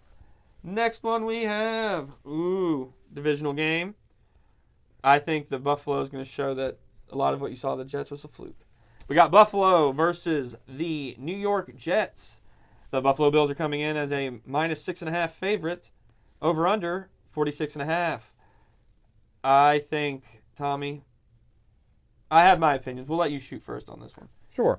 What are you thinking on this one? What bet seems hot to you? based on that, what players were hot last week, you see that carrying over for. And then I guess oppositely, maybe it was someone hot that was going to be cold this week. Sorry, I'm getting a phone call. And it's fucking spam, a 478 number. God damn it. Oh, that was Zoe. We'll cut that. Sorry. Okay, Jay. Well, to be completely honest with you, I think we're going to agree with this one, even though we haven't said anything yet. The Bills cover. 6.5 against the Jets, even at home. Until the Jets start winning some games, I'm not going to believe in them. And yeah, I think the Jets kind of keeping it close with the Steelers was a fluke. The Steelers' defense, so they fucked up. They really did. But their offense proved that they can score a little bit. And on the Bills, I think they're going to stop them. And Josh Allen's just a hell of a better quarterback right now than Aaron Rodgers. George Fields. Yeah. So I think he's a better quarterback than Aaron Rodgers. Oh, yeah. So when he plays against the Jets. That makes sense. Yeah. I thought you said that he was the quarterback of the Jets. No, of course not. So I could see this a high-scoring game, too. I could see the Jets still doing a little something. The Bills coming out a little soft like they usually do. I could see the over 46.5. But I also see the Bills covering with 7. My lock is going to be up toward the Buffalo Bills minus 6.5. I think that is a low spread. I think they're thinking, oh man, the Jets do have some firepower on offense, and I think that might have been a fluke. I think. So yeah, I'm going to go with Buffalo Bills minus 6.5. We're going to lock that up. That is our lock for this one. Solid. Oh, Tommy, here we go. Shohei Ohtani, are you betting on this one? Absolutely. Absolutely, he's an addict. We are going Carolina Panthers versus Arizona Cardinals in Arizona. Arizona is the minus 4.5 favorite. Plus 160 toward the Panthers on money line. Tommy, the stats are actually wildly close. Sure. So let me introduce you to a little statistics. You know what a bell curve is, right? If you take the standard population of America, let's just do America. IQ level. Obviously, the middle is 100. It's average. That's average person. They know average amount of stuff. Half the population knows more. Half the population knows less. Half the population is fucking stupid. And right now we're seeing 65% of the country is taking the Cardinals, which means if you take that 49% of dum-dums, take it from that, you're only left with like 16%. And that's 16 versus a 34.5% Carolina. Obviously, America is taking the Panthers, and for good reasons. I think the Panthers have this game. The Cardinals didn't look very good in their opening game. I know they won, fluke, but the Panthers are building momentum. Bryce Young came out with 18 solid completion passes, a touchdown, and honestly, around him did decent with 57 yards from Hubbard, and they've got some new people. They got rid of some of the classics. Thielen's gone, DJ Moore's been gone for a little bit. So what they do have, they did stellar. And I think now that they got some real game time experience, unstoppable. I'm taking the Panthers. I think 4.5 plus is a steal. You may want to buy some points. They might cover 6.5, but I think plus 4.5 every day of the week. Jay, what do you think? I think you might be. Oh man, are you huffing paint? Are you fucked up right now, Tommy? I will not be taking the Panthers to cover. They just fucked me last week. Still a little raw from it, to be honest with you. I'm not saying that the Cardinals cover 4.5. I'm not taking the Panthers cover plus 4.5. I'll tell you that damn much right now. Only thing I feel safe on here is under 45.5, because you are right. They both did suck last week, and I think that neither of them will score well. I'm going with under 45.5 and staying away from anything else because. Agree to disagree. Agree to disagree. There's no lock on this one. Tommy thinks it's going to be a scoring fest if the Panthers win. Well, they're going to score all the points. I see that. Okay, Jay, this next one's going to be electric. We have the LA Chargers versus the Las Vegas Raiders. Both 1-0 teams. Only one can stay undefeated. Spreads opening up at 3.5, over under 46.5. Chargers, slight favorite. What are you thinking? I think the Chargers looked really, really. I mean, the Raiders won too, but I think against a lesser opponent, a little bit more competitive of a game as well. I think the Chargers looked really good in Brazil, and that's with all the things that could happen to you when you're in Brazil, like jet lag, not getting a good sleep the night before possibly because it is in Brazil. It was a lesser land, lesser than the United States in their home beds and whatever, and what have you. I think that it'll be a way nicer sleep in the hotels of Vegas Yeah. Maybe they're having a good time there as a team. They're bonding, having a great time. I think Los Angeles Chargers cover -3.5. Okay. I think that's a good bet to make while you're in Vegas. Unless you're on the Chargers, you're not allowed to. Don't do that. But if you're in Vegas or anywhere that has sports betting, Yeah. lay that -3.5. That's what I'm saying here. Whew. That's not a bad bet. They looked good. They did. See, I have Genty on my fucking fantasy, so I need him to do well. I love Geno Smith, West Virginia guy. But, man, if I had to actually just bet with logic and logistics, I think you're right, Chargers. This isn't the playoffs, so they're allowed to be good. And Justin Herbert is a solid regular season quarterback, like one of the best. I think the Chargers cover 3.5, even at the Raiders' home. But I like the over 46.5, too. I wouldn't shy away from that. I could see both teams putting up at least 20-something points each. Absolutely. And I did bring this up in What's Up, West Virginia. But Geno Smith, 362 passing yards last week, is the most in Raiders franchise history for a debuting quarterback in their franchise. Wow. West Virginia, Mountaineer. Wow. So, I mean, it needs mention because people need to remember that statistic, that little fact there. I think it's important. Just what you get out of a West Virginia college athlete. You know what I'm saying? That's what we expect.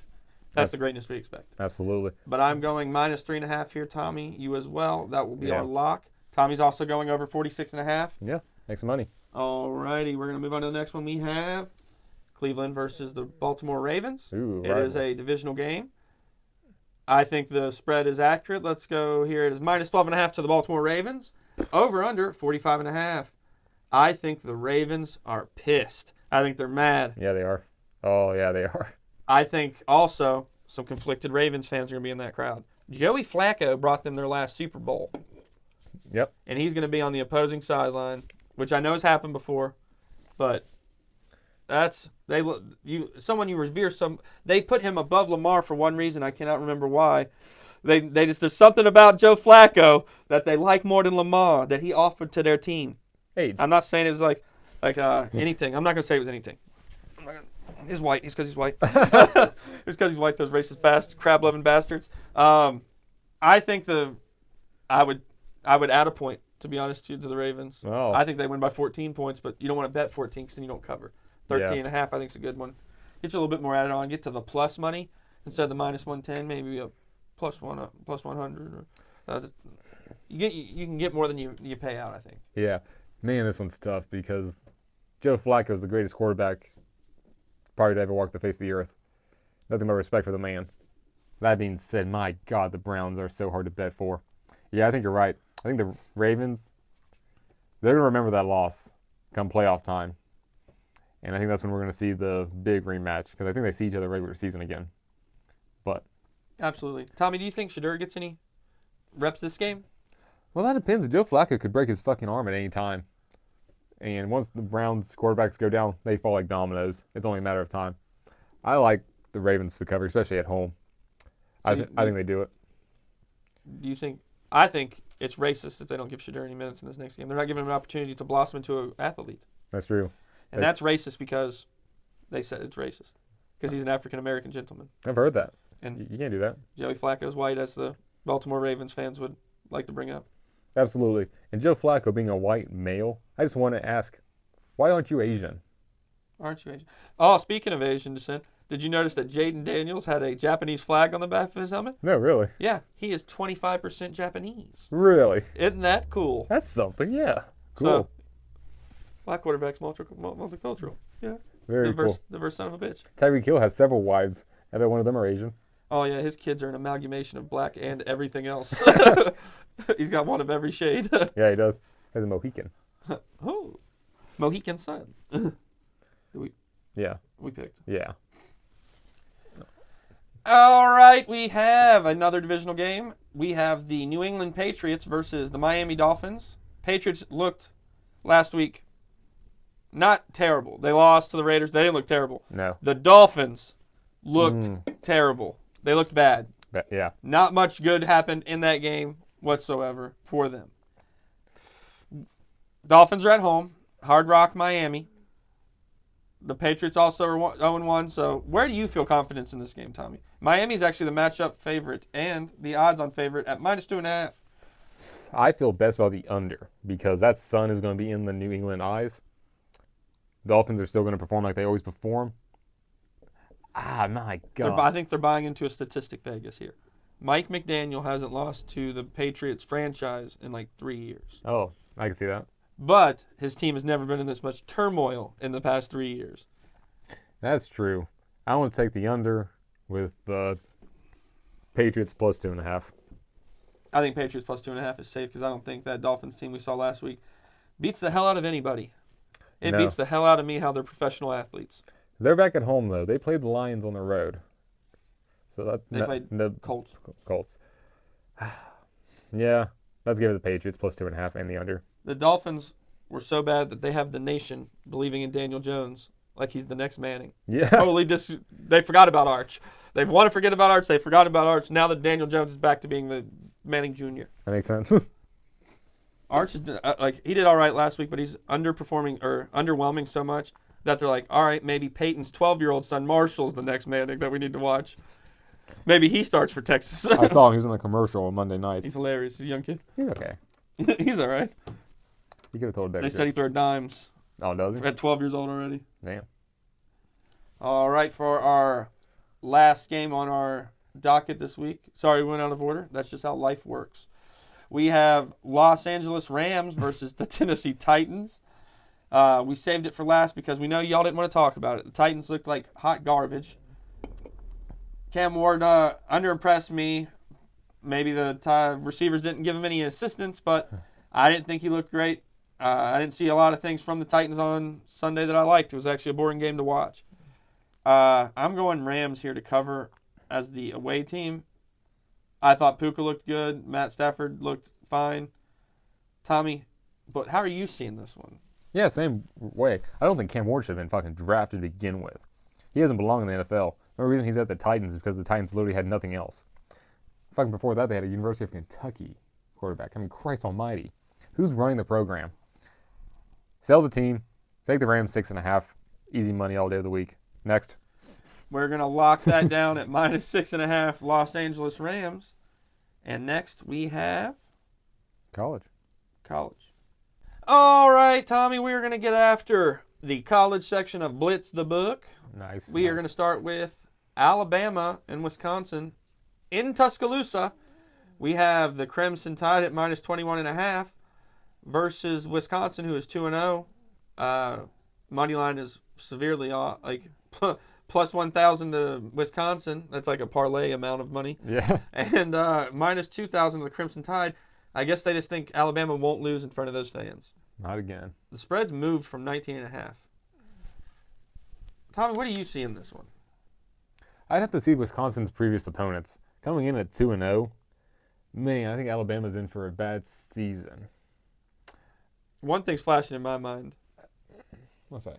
Plus 21.5, taking that all day. That's what I was thinking. That's 3 scores. That's a lot, even in Yeah. college. Yeah. I like it. Let's lock it in. Let's lock that in. And there's not reason. Alabama's not giving us any reason to talk about them more than we are. No. So let's just move on. I think Wisconsin. Yeah, the quarterback's thrown for almost the same amount of yards. Running backs have the same amount more than. Yeah, I think. Yeah, Wisconsin cover all day. Mm-hmm. Next, we have a pretty good matchup, to be honest with you. A ranked Gamecocks taking on Vandy. Diego Pavia in his second season with the Commodores. He's almost at 500 yards passing. Impressive. Yeah. And the Gamecocks, Lenore Sellers, a Heisman favorite from the season onset, at minus 337 passing yards. I think it's going to be an extremely competitive game. I think the spread they're giving right now reflects that. Minus 4.5. I think it's going to be a great game to watch. Mm-hmm. Betting-wise, I think it can be a little variable. What are you seeing on this through the variables? This is tough. It's definitely an SEC conference game. I like the Gamecocks, though. They're at home. I'm going to take them cover 4.5. Vanderbilt's always been, to me, the bottom of the fucking SEC barrel. And these Gamecocks have come out of the gate hot. And let's see if those Cocks can keep pecking. As of late, past 2 seasons, I've been a big believer in Beamer ball. Gamecocks coach. And I still generally believe in them. I would go Gamecocks money line if I had to choose a winner. Okay. I'm going Vandy plus 4.5. You're wrong, but okay. Vandy plus 4.5 is what I'm going to say I would go with. I like Diego Pavia. He's a good quarterback. He's only had 10 incompletions the whole season, and he's thrown more passes than Lenore Sellers too. He's a good, solid quarterback. He's got some a little bit of fuck you to him, cocky a little bit, and you kind of need that at quarterback a little bit. a little bit. I said like 5 times there. So I'm going Vandy to cover here for plus 4.5. Agree to disagree. Fuck yourself. Interesting. All right. Speaking of fuck yourself, Clemson, number 12 at 1-1 versus Georgia Tech. Clemson minus 6.5. Over under 54.5. It looks like the spread has dwindled. I actually read the open spread. Yeah. Minus 3.5. It has went down 3 points. Man, this one's tough. Man, Clemson did not have a good showing. Georgia Tech coming good. Fuck. I'm gonna take the Tigers to cover. I think it's still Clemson. I think they're still just gonna edge them out. 3.5, 1 touchdown. I think they can do it. I think Georgia Tech is a one-trick pony. That's all they have is like the running the option, a veer kind of. Mm-hmm. I think that Clemson can figure that out enough to cover 3.5 points. Yeah, and their quarterback, Kubrick, is not bad. He's thrown for over 400 yards already. His receivers having some good numbers. I like it. Yep, we're going to go Clemson lock as a cover here at minus 3.5. All right, here we have, Tommy, Oregon versus Northwestern University at the big noon kickoff. We have Oregon coming in at number 4, 2-0, versus Northwestern 1-1. Spread is 27.5, and money line is turned off over under 50.5.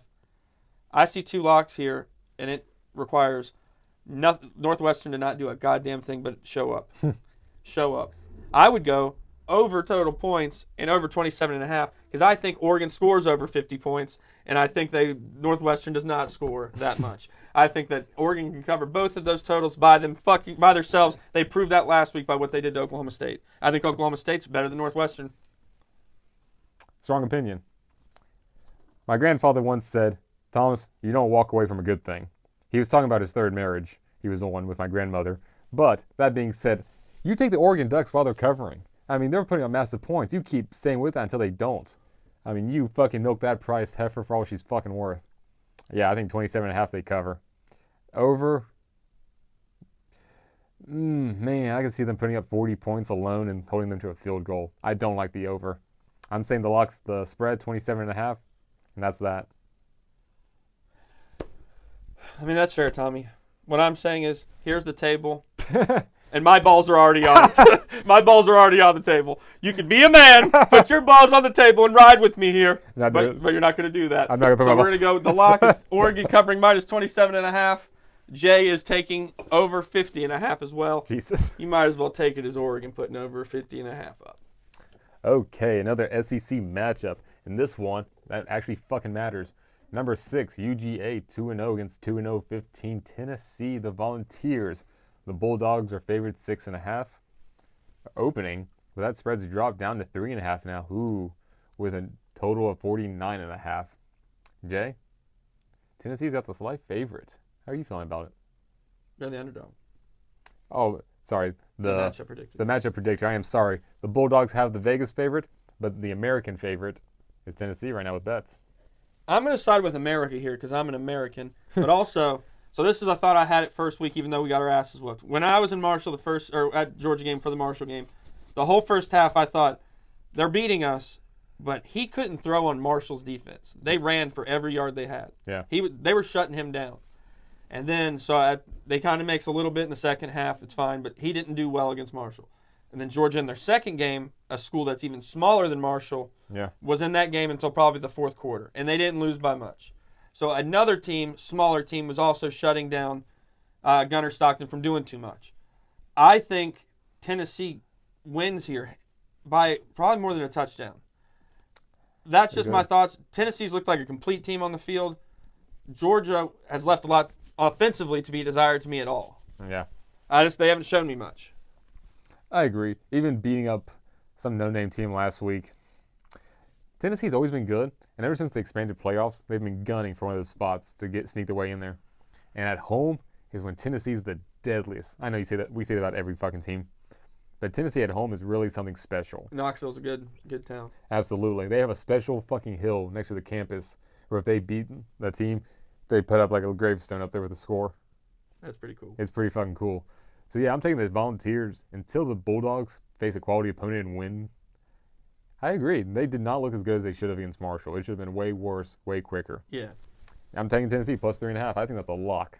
Yep, we were going to lock that in there at plus 3.5, but I think money line plus 145 is also a solid bet on this one. I can see that. It's Miami. No, South Florida and Texas. No, it's Miami. Oh. That's a the right grouping messed me up, but still. Yeah. All right, so we are going to both teams in South Florida, Miami and University of South Florida. We have a ranked matchup. It's going to be on the CW network. Cool. They used to have some pretty hit shows. Fuck yeah. Arrow, Supernatural. Oh, dude, yeah. Supernatural, solid show. Didn't They have solid matchups. Now they used to have really shitty stuff. Like, didn't they have the Powder Puff Girls live action thing for a hot second? Never made it to shoot. Thank Christ. I heard it was terrible. Never made it to shoot. But they did have Walker, the Walker Texas Ranger reboot. That's for 2 seasons? I think so. And they had the Batwoman show that didn't do very well. Nope, lost Batwoman like a season. Yeah. Greg Merlanti owns that bitch. But Yeah. they have a solid matchup here. Very solid matchup here playing on their channel. We have South Florida Bulls coming off of 2 ranked wins, being unranked themselves, now have a ranking at 18 versus Miami, who has done well. They beat Notre Dame. Carson Beck from Georgia is doing well. Coming in as the minus 18.5 favorite. It actually is inflated from 15.5. Minus 1,000 favorite Miami, money line. South Florida gets plus 600. I am leaning toward South Florida covering. I think that's a safe cover. Oh, fuck yeah. You take South Florida. They beat 2 ranked opponents shooting their way up. And Miami, top 5, is pretty fucking generous, especially since the top 10's played with like Notre Dames who don't deserve to fucking be there. But we'll get into that later. Or maybe not. Fuck Notre Dame. Anyway, yeah, I think South Florida is a team to be reckoned with. In a 3-score game, 18.5, someone in Vegas is feeling ballsy. I think that's a solid moneymaker right there. Yeah, I'm going South Florida all day, plus 18.5. Mario Cristobal. A lot of people don't know this. I actually have a grudge against that son of a bitch. No. His choice helped Oregon in the longer run, but he left Oregon to go to Miami. Was a winning coach at Oregon. I think he might even won the Pac-12. Leaves after he wins. Pulled a Charles Huff type move. But at least he went to what he thought was a better job. Charles Huff went to bumfuck nowhere to fuck off in the obscurity. So I'm not mad about that anymore. Fathead's gone.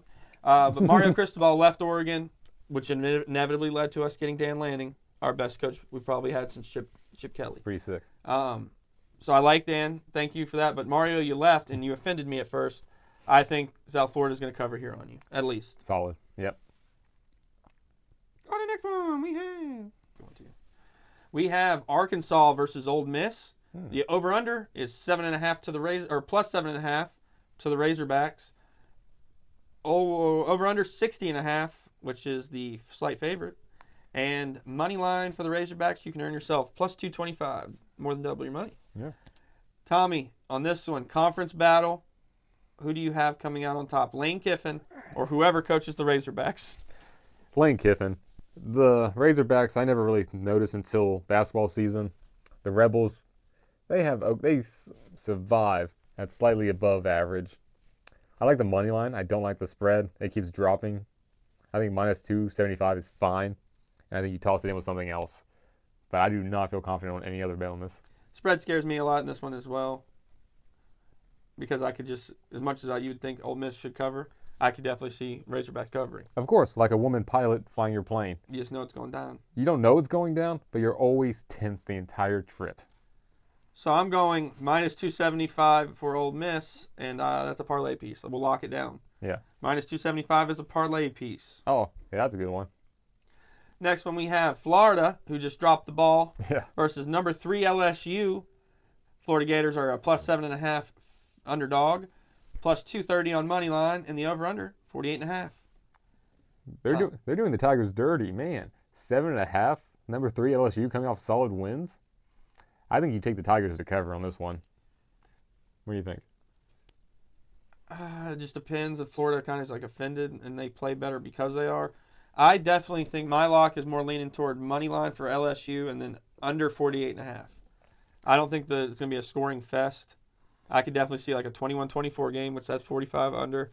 I could see it being like 17-24. Now, Jay, when do you need to pause the episode for you to go play hopscotch with the other neighborhood girls.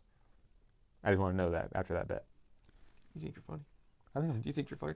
I just want to know why. It's a solid joke. Yeah, because I know all the little girls are out there taking gators because it's safe, it's easy, or taking the money line. But I think the Tigers have it. They're great. Tony. You want my balls on the table? You want my balls on the table? We're taking LSU minus 7.5. Lock it up. Yeah. Lock it up. But we're still going under. We're still going under. Okay. All right. Fuck. My balls are on the table now. Now everyone's seen my balls twice. All right. We have another ranked matchup here. This one's easy, in my opinion. Texas A&M 2-0 versus 0-1, but ranked number 8 in the country, Notre Dame. God damn it. Yeah. The Aggies, right? Like, are we being punked? Where's Ashton Kutcher? Where are you, bud? Ashton. This is nuts, right? I didn't know America was mostly Catholic, coming in with 71% matchup predictor toward the Notre Dame Catholics. Do they not know that Texas A&M has oil money? Yeah. They have oil money. And I know Johnny Manziel said he liked the Texas A&M quarterback. He said he's got the stuff. Ooh. Johnny Manziel, one of the best college quarterbacks ever. Johnny Football. Yeah. Johnny fucking Football. You think he don't know football? You think Johnny fucking Footballs don't know footballs? I'm going Texas A&M Aggies here to win, plus 215. That's like asking Jimmy the retard to drive you to the store. You know he's going to drive you to the library or bank. He doesn't know where he's going. He does not know where he's going. But even Jimmy the retard would not bet on Notre Dame. He wouldn't do it. He wouldn't put his money there. I don't know if he'll cut that or not. All right, Tommy, where are you leaning on this one? Aggies, plus 6.5. I may take it out of a second fucking mortgage to pay for it, to put money on this. Yep. I'm going money line plus 2.5. We will say the lock is 6.5 because if I'm taking money line, obviously I think the Texas A&M Aggies will cover. For all you Notre Dame graduates who can't do the goddamn math.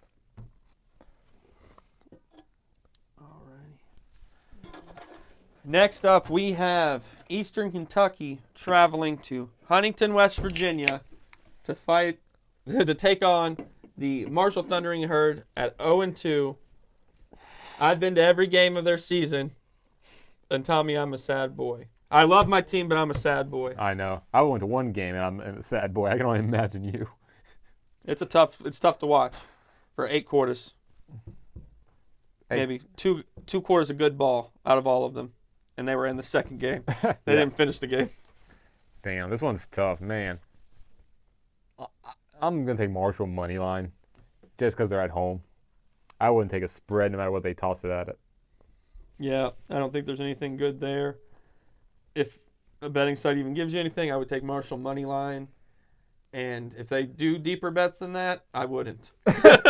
I just would avoid that because you don't know who's going to show up for what or anything like that. So we're going to quickly get out of that game. Good luck, Marshall Thundering Herd. Salute. Salute. Wait, you said salute. I said salute. I think mine's a Jewish thing. No, I say salute. It's Italian. Salute. Oh. Bon Jovi. And I'm living on a prayer to you. And I'm living on a prayer to you, sir. Wu-Tang. Oh, Wu-Tang to you. I will take to you. All right, and we have the West Virginia Mountaineers in the backyard brawl. Great matchup. We've been asking for it for years. Yeah. Pittsburgh coming at 2-0. WVU at 1-1. Over under 58.5, and the spread is 7.5 to Pittsburgh at Morgantown. Ooh, this is the perfect storm of what Mountaineer fans have been clamoring for years. To bring the backyard brawl back to Morgantown, where they can be outrageous fans at an outrageous Milan Puskar environment. Yep. But I'm telling you, that team from last week that lost to Ohio does not beat Pittsburgh if that team shows up. It does. There's no correlation there at all. No. Does not happen. And Pitt has WVU's number. If any team could beat a good West Virginia team, it's this Pitt. They're like the Michigan-Ohio State. No matter how good Ohio State is, a bad Michigan can always beat them.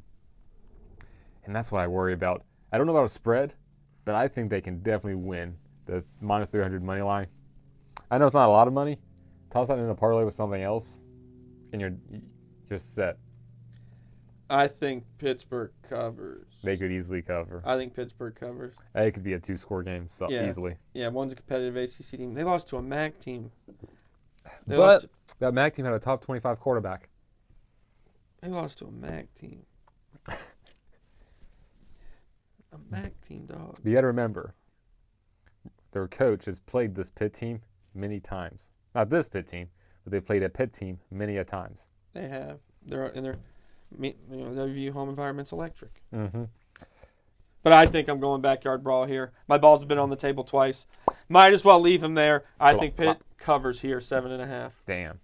I'm not sold on it yet, but money line for sure, lock. All right, guys, we're going to go. Money line is the lock and a parlay. And I'm going -7.5 to Pittsburgh Panthers. I will still say, eat shit, Pitt. But I just don't like losing money. Because you know who would lose money? A person from Pittsburgh. Yeah.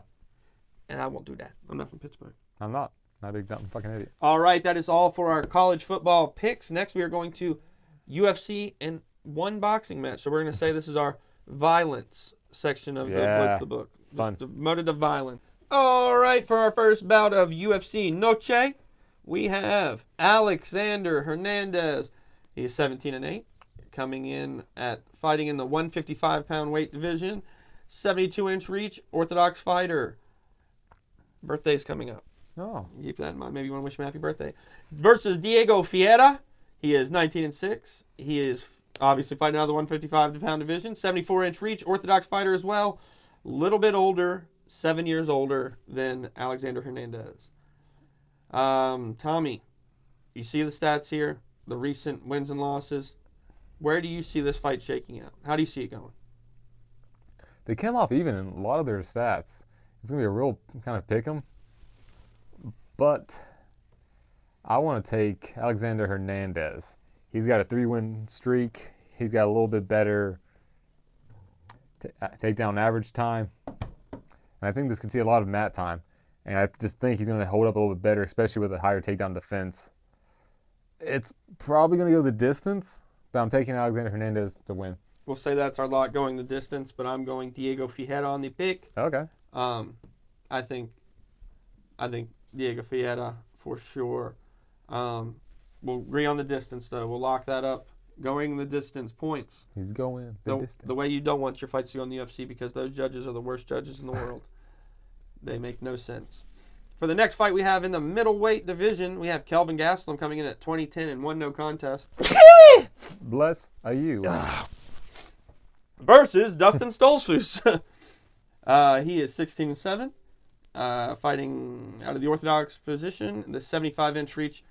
Kelvin had a 71-inch reach and fights southpaw. Mm-hmm. They're basically the same age.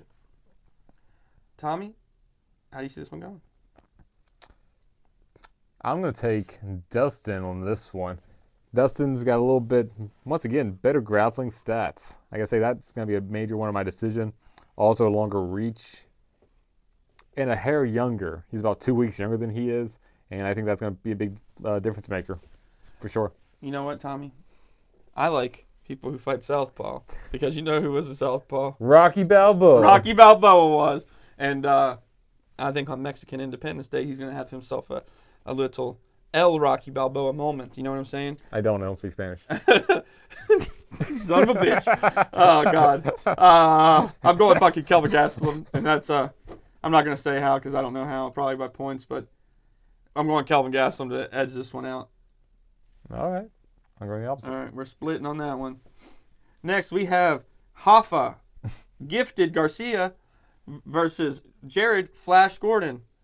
We have that matchup. Hoffa Garcia coming in at 17-4, fights out of the orthodox stance. Jared Flash Gordon coming in at 21-7. He is fighting with a 68-inch reach out of the orthodox position. He is the elder fighter by 6 years. Tommy, how you seen this one go? Oh, yeah, Rafa. Like the Razda. You got to take these guys. These guys are smart. He's Jewish. He's orthodox fighter. That's very important. But once again, grappling, just stellar. Higher takedown average, accuracy, and defense. I don't know if it's going to go the distance, but I definitely think Garcia takes this one. I think, I'm going to go with Garcia as well. Like I said, I'm kind of on your side on that going on how. Just go Rafa Garcia money line. We'll lock that up. I do. I like it. Locking it up. All right, for the next fight, we have Rob Font versus David Martinez. Rob Font is coming in at 22-8, and with a 71-inch reach, he is fighting out of the orthodox position. David Martinez is 12-1. He is coming in fighting out of the orthodox position with a 67-inch reach, and he is the younger fighter by 9 years. And this is his third fight in the UFC, David Martinez? Yeah. Damn. Which Font is starting to put together some wins after some losses, but he lost to title contending fighters in Figueiredo and Sandhagen. Figueiredo just fought Merab for the belt, and Sandhagen is fighting for the belt next. So there are quality fighters he lost to, but I'd say this young guy is something. Yeah, he beat Charles Oliveira. It wasn't Charles, it was Vinsuvius Oliveira, but he is very good, and he beat him. Okay. 12-1, only lost once to an aging fighter. Oh, man. These are always so tough. Because, yeah, at the end of the fight, if it was over, you could easily say, why did I bet on Font? I've already told myself the old guard is getting changed over. My old favorite fighters are now starting to take L's because they're too old. Yeah. It makes me lean toward David Martinez on this one. I see this one going the distance, as neither one are like super big grapplers. It's a light division. I see this one taking its toll, and I see it's going the distance. I don't see a knockout and a split decision. I, too, could see the cards. Let's go lock up on the cards. I'm going David Martinez for the victory. Okay. David Martinez. For the main event, we have Diego Lopez versus Jean Silva. Diego Lopez is 26-7. He is fighting with a 72-inch reach out of the orthodox position.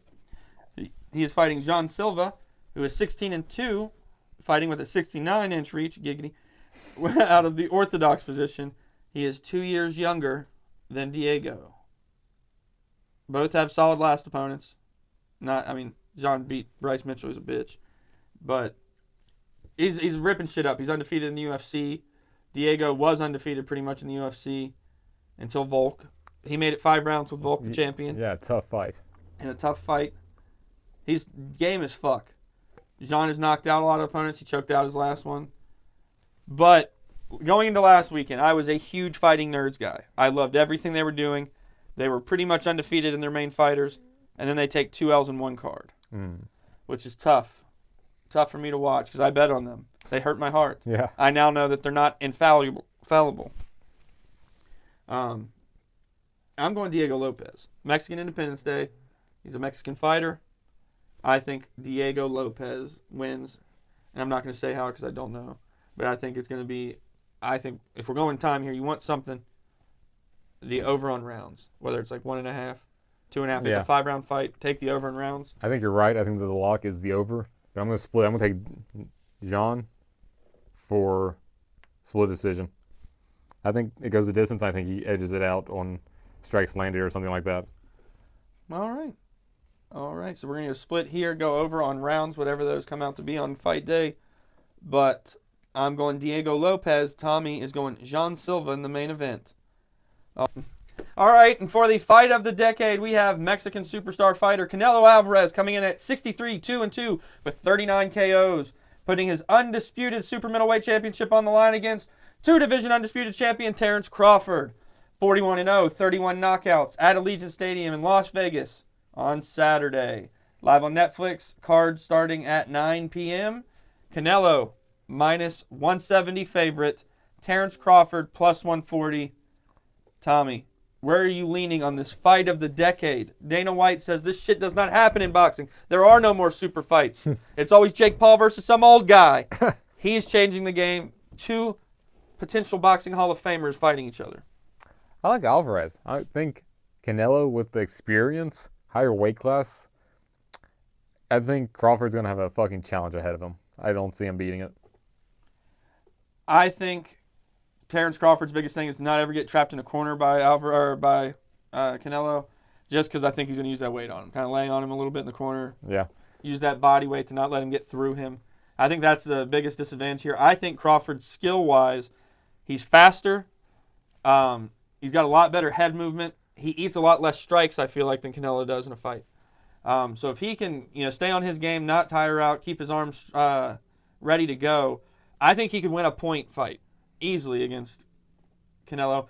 I think maybe Canelo takes that into effect here and thinks, I'm not going to let this go the distance. Tries to land that power shot on him from that weight disparity. He's moving up 2 weight classes for this one, Crawford is. Yeah. It's a lot. That's not a ton. You know what? I'll be a little bit, go out on a limb here. I'll take Terrence Crawford. He fights out of Vegas, pretty much a home fight for him. I think Terrence Crawford takes it to Canelo. I'm not going to take a knockout, though. I wouldn't take it that way. I'm taking points, Terrence Crawford. I'm taking Alvarez. It could end any way, shape, or form. All right, we're going to be split on that one of the fight of the decade. Write in the comments, are you siding with Tommy and Canelo or Jay and Terrence?